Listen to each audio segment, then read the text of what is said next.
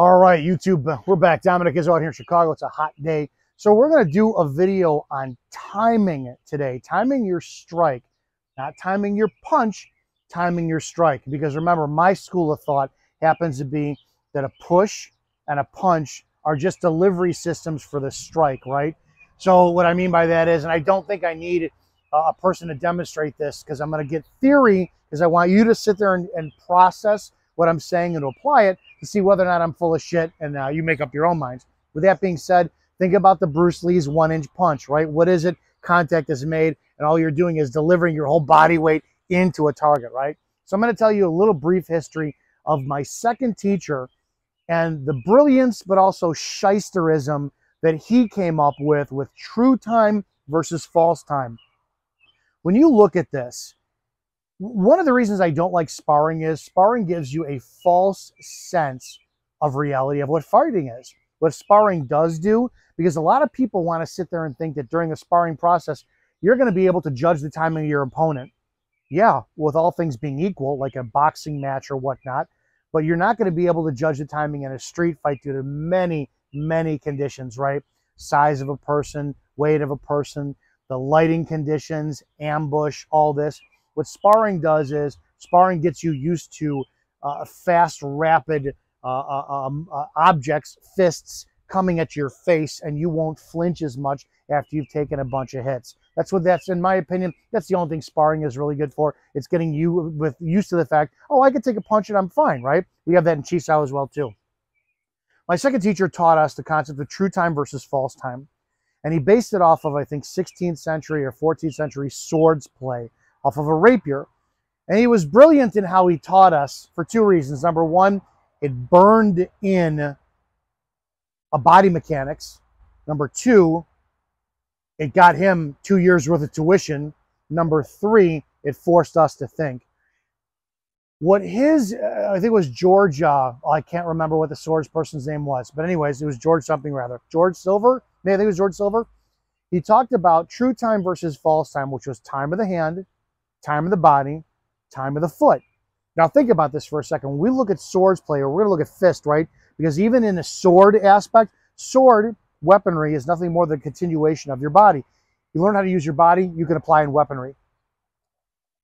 The concept was, and Phil did this for a year. I remember taking private lessons, and Phil would have us, in class and private lessons. Now remember, true time is time of the foot, time of the body, time of the hand. And if you think about it, true time is if I start a punch and it's going to be delivered with the mass of my body, that means that the movement starts with my feet and then continues with my body and then is delivered out my punch.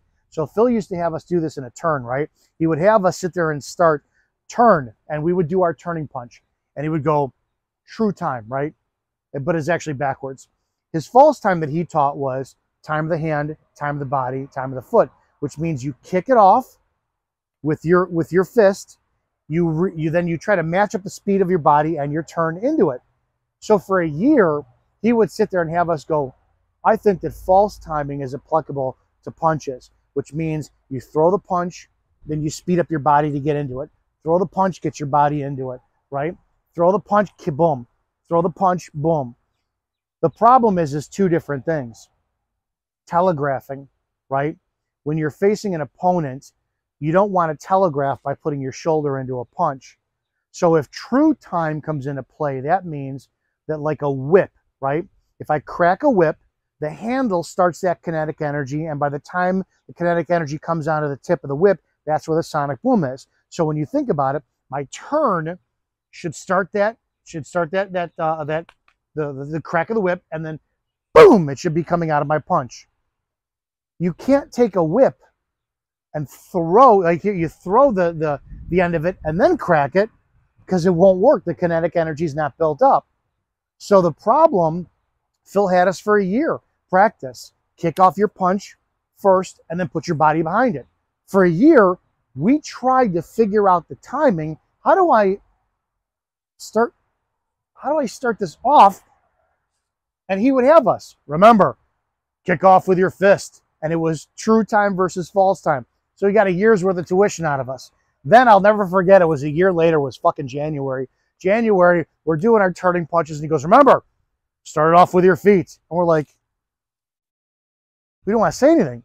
Is Phil just getting old? What's going on here? He just spent a year telling us you kick your punch off with your fist first and put your body behind it, right? Well, it doesn't make any sense. Well, his teaching was actually brilliant because he got us a year to try to solve the problem.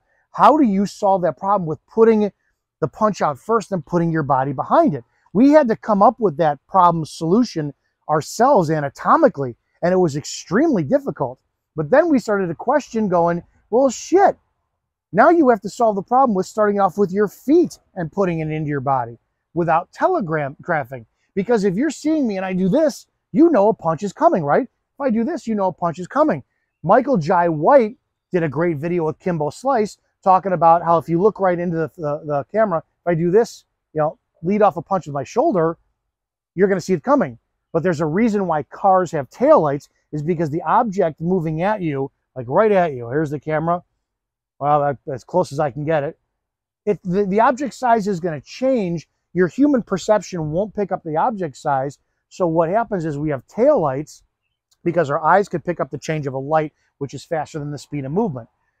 That being said, you don't want to telegraph by starting a turn and punching, but you don't get power if you throw a punch out first and put your body behind it because the kinetic chain won't have your body backing it up. So how do you solve that problem?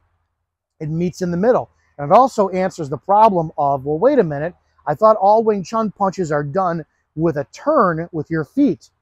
That's not going to be necessarily true because sometimes your feet don't turn, but your hips get put into it. So the handle is actually your hips, and it's backed up by the relationship between your feet and your fists. So real briefly today, true time versus fall time. It was a scam the way it was taught. I really wish he would have said, hey, we're going to spend the next year talking about how to wind up doing it, you know, kicking off your punches with your fist and then backing up with your feet. And then we're going to pick it apart. I wish that would have been done. But when you really think about it, true time versus false time, especially if you're also looking at pushing. If I got an object like a car, right? I'm going to push a car. You don't. Here's the car. I don't load up into it and then push. My body is locked into place. I'm recruiting my whole body and I'm pushing with my feet. A push and a punch, in my opinion, are the same things. It's just the speed of which they're delivered and then contact already established or contact not established. Again, think about this stuff. This is the theory. Think about, you work on it on your own. True time, boom, boom, boom. False time, boom, boom, boom. So it goes back into sparring, and I'm talking about that. When you are actually working on your body timing when it comes down to any kind of martial arts training, you should be more trying to perfect your timing versus worrying about trying to pick up the time of your opponent.